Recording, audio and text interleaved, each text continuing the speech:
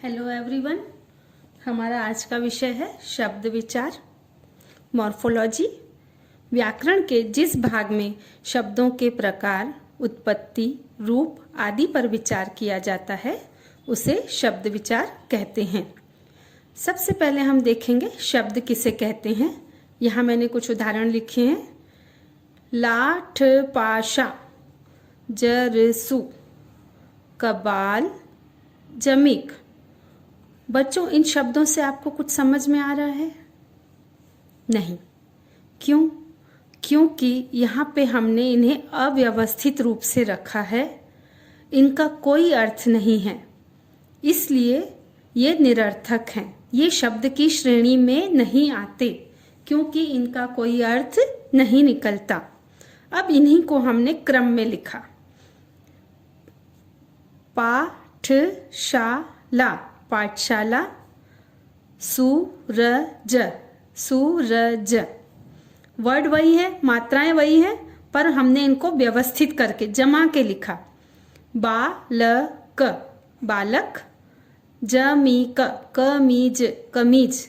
अब यहाँ आप देख रहे हैं इन्हीं शब्दों को, इन्हीं वर्णों को हमने क्रम से लिखा तो ये अपने आप में एक अर्थ को व्यक्त करते हैं। अतः यहाँ स्पष्ट होता है कि सभी शब्द वर्णों के मेल से बनते हैं। प्रत्येक शब्द का एक स्पष्ट अर्थ होता है।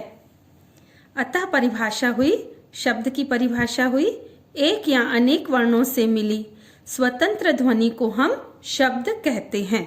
अब हम देखेंगे शब्दों के भेद। शब्दों के भेदों को 4 आधारों पर बांटा गया है।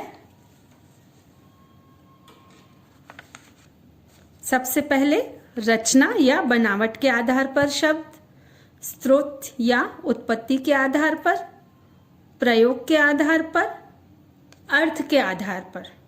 तो सबसे पहले हम देखते हैं उत्पत्ति के आधार पर।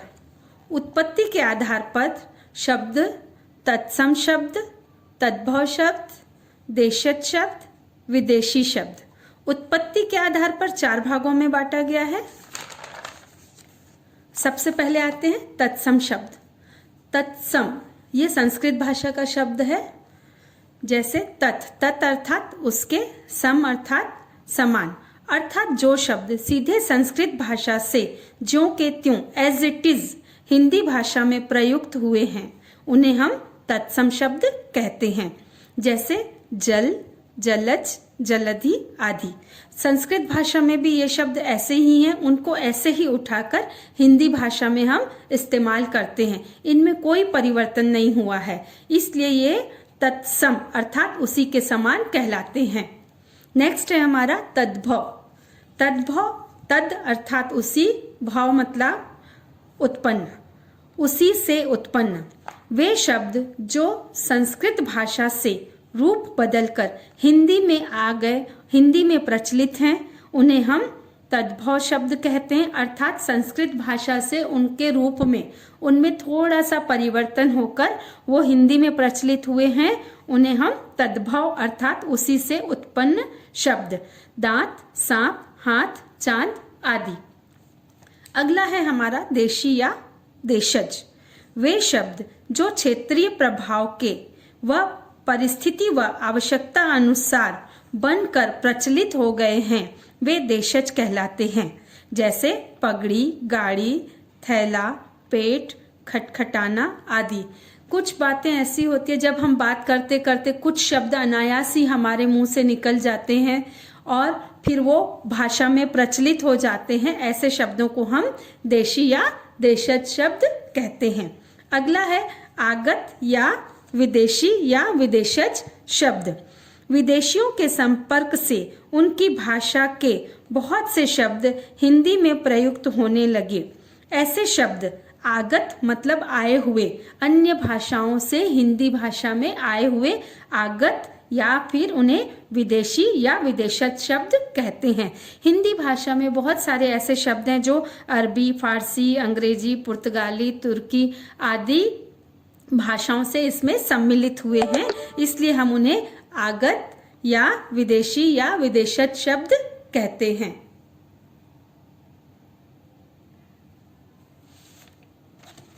इसके पश्चात आता है हमारा रचना या बनावट के आधार पर रूढ़ शब्द, यौगिक शब्द, योग रूढ़ शब्द।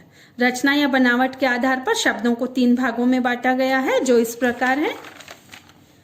रूढ़ शब्द, जो शब्द किन्हीं अन्य शब्दों के योग से न बने हों और किसी विशेष अर्थ को प्रकट करते हों वे रूढ़ शब्द कहलाते हैं। जैसे कलम, कुर्सी, दाल, कुत्ता आदि। अब यहाँ पे कलम, कलम अपने आप सार्थक वर्णों का समूह है कलम। अगर इसको हम तोड़ देते हैं तो इनका सेपरेट अर्थात अलग से कोई अर्थ नहीं निकलता, तो ये निरर्थक हो जाते हैं। तो रूढ़ शब्द में ऐसे शब्द आते हैं जिनका अपने आप में कोई अर्थ ना हो, लेकिन जब हम उनको जोड़कर शब्द बनाकर लिखते हैं उन वर्णों को तो उनका एक अर्थ निकलता है। जो शब्द किन्हीं अन्य शब्दों के योग से न बने हों और किसी विशेष अर्थ को प्रकट करते हों वे रूढ़ शब्द कहलाते हैं। दूसरा है हमारा यौगिक शब्द। 2 या 2 से अधिक शब्दों अथवा शब्दांशों के योग अर्थात मिलने से जो शब्द बनते हैं वे यौगिक शब्द कहलाते हैं। यौगिक, इसमें 2 शब्द मीन्स 2 पर्टिकुलर वर्ड मिलकर एक नया वर्ड बनाते हैं। जैसे विद्या, धन, आलय। विद्या अर्थात ज्ञान, तो विद्यालय घर, विद्यालय तो विद्यालय। यहाँ पे एक नया शब्द बना विद्यालय। कु, धन, पुत्र, कुपुत्र। तो 2 अलग अलग वर्ड मिलकर एक नया वर्ड बनाते हैं तो उसे हम यौगिक शब्द कहते हैं। इसके पश्चात आता है योग रूढ़ शब्द। ये रूढ़ यौगिक का योग, तो यहाँ पर बन रहे हैं योग रूढ़ शब्द। जो शब्द यौगिक होने पर भी किसी विशेष अर्थ को प्रकट करते हैं वे योग रूढ़ शब्द कहलाते हैं। उदाहरण देखेंगे, नीर, धन, ज, नीरज। इसी प्रकार होता है जल, धन, ज, जलज। नीर का अर्थ भी जल होता है, ज मतलब उत्पन्न अर्थात जल से उत्पन्न, जल में उत्पन्न। तो जल में उत्पन्न तो बहुत सारे जीव हैं, लेकिन यहाँ पर्टिकुलर हम किसके बारे में बात कर रहे हैं? जलज हम किसे कहते हैं? नीरज, कमल के फूल को। तो जल में उत्पन्न हम अन्य जीवों के बारे में बात नहीं कर रहे हैं, पर्टिकुलर एक कमल के फूल के बारे में बोल रहे हैं। तो जो शब्द यौगिक होने पर भी किसी विशेष अर्थ को प्रकट करते हैं वे योगरूढ़ शब्द कहलाते हैं। जैसे पीताम्बर, लंबोदर, ये सब भी योगरूढ़ शब्द हैं। अगला आता है हमारा अर्थ के आधार पर। अर्थ के आधार पर हम देखते हैं एकार्थी, अनेकार्थी, विलोम शब्द, पर्यायवाची। अर्थ के आधार पर शब्द भेद।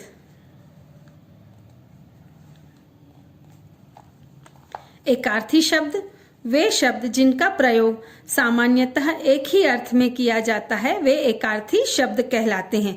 एकार्थी शब्द अर्थात जिनका प्रयोग सिर्फ एक ही अर्थ के लिए किया जाता है। इसके एग्जाम्पल हम देखते हैं बच्चों जातिवाचक और व्यक्तिवाचक संज्ञा में। व्यक्तिवाचक और जातिवाचक संज्ञा में एकार्थी शब्दों का उनका अर्थ एक ही होता है। जैसे पुस्तक, घोड़ा, लोहा, जवाहरलाल नेहरू आदि। इसके पश्चात आता है अनेकार्थी शब्द। भाषा में कुछ ऐसे शब्द भी आते हैं जिनके एक से अधिक अर्थ होते हैं। जैसा आपको नाम से ही पता चल रहा है, अनेक मतलब बहुत सारे, अर्थ वाले, बहुत सारे अर्थ वाले शब्द, अनेकार्थी शब्द। ये शब्द प्रसंग बदलने पर अलग अलग अर्थ देते हैं, मतलब सिचुएशन के हिसाब से अलग अलग अर्थ रहता है। जैसे कर, कर का मतलब हाथ के लिए भी होता है, टैक्स के लिए भी होता है। कर का मतलब किरण भी होता है, सूरज की किरण, किरण नाम भी है। टैक्स है जो हम लोग पटाते हैं, गवर्नमेंट को टैक्स देते हैं। हाथ, अपना हाथ, कर, ठीक है। इसके पश्चात आता है कल।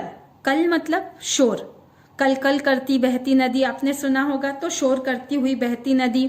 मशीन को भी कल कहते हैं। जब हम अपने भविष्य के बारे में बात करते हैं, आने वाला कल, बीते हुए दिनों के बारे में बात करते हैं तो यहाँ बीता हुआ कल। तो इस प्रकार ये जितने भी और भी ऐसे बहुत सारे शब्द हैं जो हम आगे अध्यायों में पढ़ेंगे, तो अनेक अर्थ स्पष्ट करने वाले शब्दों को हम अनेकार्थी शब्द कहते हैं।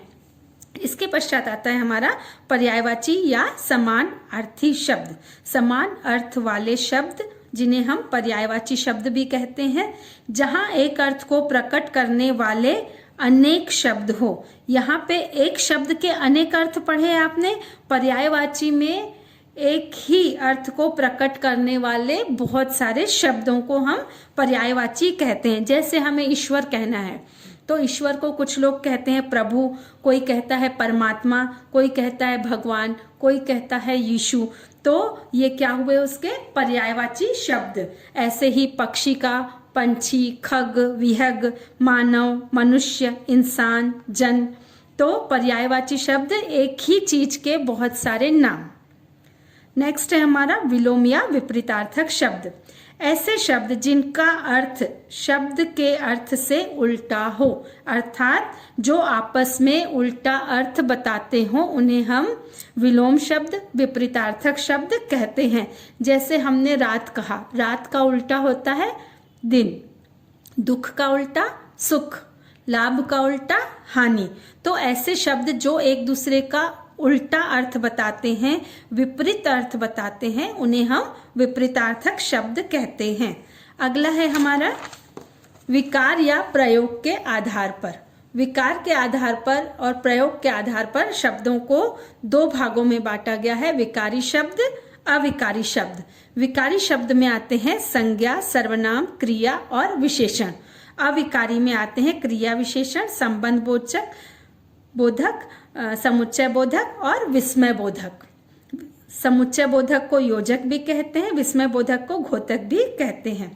इसके बारे में हम पढ़ेंगे विकार या प्रयोग के आधार पर। तो सबसे पहले हम जानेंगे विकारी शब्द। विकारी शब्द हमने यहाँ बताया, विकारी शब्द संज्ञा, सर्वनाम, क्रिया, विशेषण।